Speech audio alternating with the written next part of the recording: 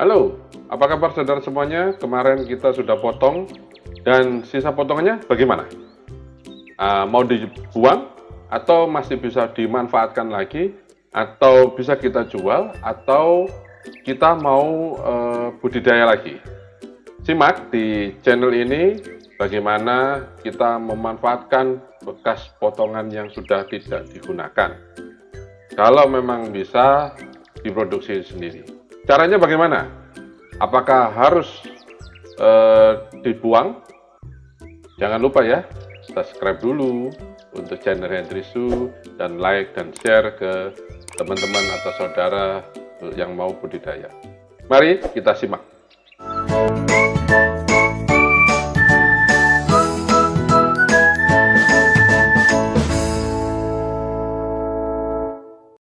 Nah, Pak, ini sisanya, ini kan ada sisa batang ini yang tadi dipotong, ini gede juga.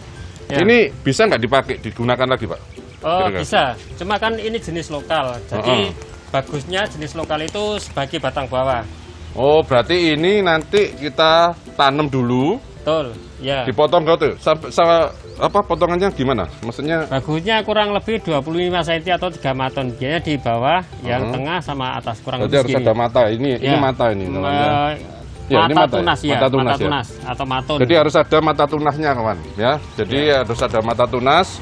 Kita potongin pokoknya ada mata tunas satu apa dua gitu, Pak ya. Ya. Nanti ini satu kurang, Pak. Biasanya 2 atau 3, kurang lebih panjangnya. Oh, harus panjang. 25 cm. Kalau satu gini nggak bisa. Takutnya ya, Pak, nggak muncul ya. Iya, nggak muncul nanti langsung kering. Terus gitu. prosesnya, Pak, setelah dipotong diapain? Setelah dipotong, ada perlakuan lain nggak? Ya, ada, Pak. Kalau untuk mempercepat pertumbuhan akar, yang alami itu pakai bawang merah. Jadi bawang bisa, merah dikeprek gitu dikeprek, atau? bisa, terus nanti dikasih berarti istilahnya air. diambil cairannya ya? Sama bawangnya sekalian. Oh, sama bawangnya. Ya. Berarti biarkan pokoknya dikeprek, taruh situ air gitu ya, di air ya. Terus direndam. Berapa lama rendamnya? Kalau saya sih biasa semalam, jadi sore tak rendam, pagi tak angkat gitu, Pak. Tak ambil. Terus nanti setelah sehari masuk ke tanah, tanahnya ada khusus nggak? Tanah yang dipakai? Nah, tujuannya kalau langsung ditanam bisa. Jadi tanahnya lebih baik tanah yang tanah murni atau mungkin dicampur sekam bakar atau di sekam mentah. Jangan dikasih pupuk kandang. Oh, berarti tidak boleh ada pupuk lah istilahnya ya. Takutnya ada bakteri, kawan. Jadi bisa busuk. Ya, berarti istilahnya tanah lempung ya, tanah taman ya. Itu tanah merah lah gitu ya. Ya, itu steril, itu jadi akar aman untuk tumbuh. Sama sekam bakar. Ya. Ya, kalau nggak ada ya tanah itu toh ya. Tanah itu saja bisa. Sampai tumbuh cabang. Tumbuh cabang. Sampai berapa lama baru bisa proses sambung pucuk? Nah, sambung pucuk lagi nanti kalau batangnya yang tumbuh nasnya sudah sebesar gini kira-kira, Pak. Sebesar, sudah. Jadi yang muncul cabangnya, kawan, itu sebesar ini. Kalau digunakan untuk ini. sambung pucuk. Baru kalau bisa digunakan untuk sambung sisip nanti beda lagi. Jadi ini dikaluskan dulu, terus nanti dikaluskan biasanya dipendam kokopit kurang lebih 2 minggu, kalus, nanti disambung sisip seperti ini. Kayak itu ya? Nah, dalam bentuk masih cuttingan. Oh, masih cuttingan? Ya, terus setelah itu ditancap di media tanam per polybag kecil gitu. Ya. Oh, berarti ada 2 metode. Ya. Kalau sambung pucuk berarti nunggu sampai segini. Ya, ditumbuhkan dulu sampai dulu tulahnya tumbuh. Kira-kira segini besarnya baru sambung. Kabel. Ya, baru sambung. Baru disambung. Atau dipotong, direndam dulu dengan bawang, terus dikokopit. Ya, sampai kalus itu digunakan untuk sambung kalus sisip. Itu maksudnya halus semua? Kalus itu bekas potongan ini merentul-merentul. Oh, kayak akar ya? Ya, mau keluar mulai akar? tumbuh bakal akar. Oh ya, itu berarti kalus, berarti maksudnya mau tumbuh akar, saudara. Nanti baru itu disambung tanpa media berarti, cuman kokopit itu aja? Kalau harus disambung nanti dikasih di media, Pak. Oh ya. Gitu, berarti untuk mengkaluskan tinggal masukkan kokopit. Ya, jadi kalusnya hanya untuk kokopit aja, kokopit yang serat ya?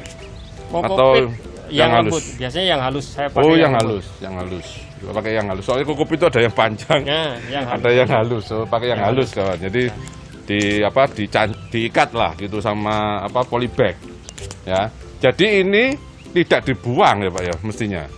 karena besar-besar gini ya, jadi bisa dimanfaatkan manfaatkan bisa bagi yang berminat. Nah, jadi istilahnya semuanya masih bisa dipakai lah. Masih bisa, Pak. Jadi enggak dibuang, kawan ya. Jadi itu prosesnya. Ini sekarang kita pangkasin jadi kecil-kecil, Pak ya. Oke, jadi batang bawah. Ya. Ya, terima kasih. Nah, sudah tahu kan?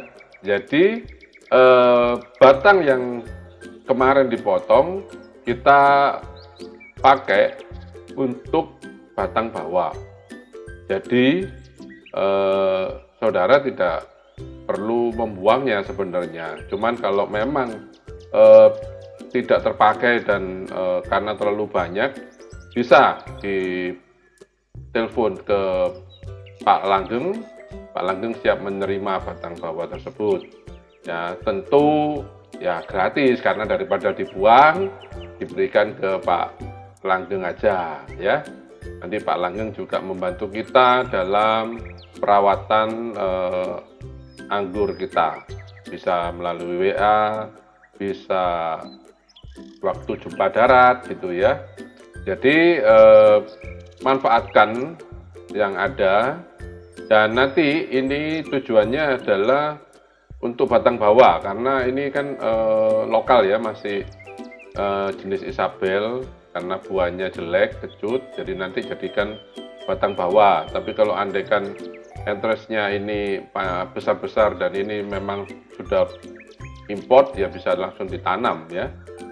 Jadi budidaya ini sangat terbantu sekali, dan daunnya ini juga saya dapat kabar yang terutama yang daun-daun yang buah manis itu bisa dipakai juga untuk makan, jadi digoreng ya, atau seperti apa, kangkung goreng itu ya.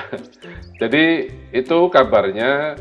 Jadi semua bahan atau daunnya juga bisa saudara pakai untuk pupuk. Jadi dikumpulin ya, daun-daunnya dikumpulin di satu tempat, lalu disemprot EM4. EM4 untuk yang tanamannya itu merupakan cairan pengurai supaya bisa jadi pupuk. Biasanya sekitar 2 bulan. Ya, jadi nanti bisa dipakai untuk pupuk anggurnya lagi. Jadi ini kita siapkan juga waktu selesai perantingan ini adalah yang tadi dibicarakan adalah bawang merah kita geprek, taruh dicampur air untuk perendaman. Ya, yang tadi kan sudah jelasin, jadi kita rendam. Nah, ini kita rendam batangnya sesuai dengan hadapnya. Tadi kan yang ujung itu yang lancip ada di atas ya. Jadi sudah ada tandanya, jadi kita masukin di campuran tersebut ya, sehingga kita diamkan sampai besok pagi baru kita tanam ya. Jadi mari kita bisa saling budidaya dan saling membantu di Surabaya. Surabaya iklimnya bagus untuk anggur ternyata ya. Mari jangan lupa juga untuk bisa berkunjung di bibit anggur Surabaya ya. Tempatnya ada di Kutisari, di tempatnya Pak Langgeng ya. Jadi Pak Langgeng sangat membantu lingkungan juga ya, untuk teman-teman yang mau budidaya, untuk saudara-saudara yang mau budidaya. Jadi saudara bisa telepon tadi kan sudah saya sampaikan ada di di bibit anggur Surabaya, atau ketik aja di Google jual bibit anggur, gitu pasti muncul punya Pak Langgeng ya. Nah, sampai di sini dulu saya ingin berbagi tentang anggur. Jadi ke depan saya akan coba perkembangan lebih lanjut dari pertumbuhan dari stek tadi ya. Itu namanya stek karena dipotong-potong lalu kita tanam ya. Jadi nanti perkembangan berikutnya saya akan selalu update ya. Jadi itu biasanya ini sekitar 14 hari sampai 20 hari baru muncul tunas daun ya. Jadi kita akan update 15 sampai 20 hari ke depan, apakah dari cutting yang begitu banyak akan semua muncul ya. Dan jangan lupa taruh di tempat yang lembab ya. Jadi prosesnya taruh tempat yang lembab dan jangan lupa disiram. Ya. Oke, sampai di sini dulu perjumpaan kita tentang steak.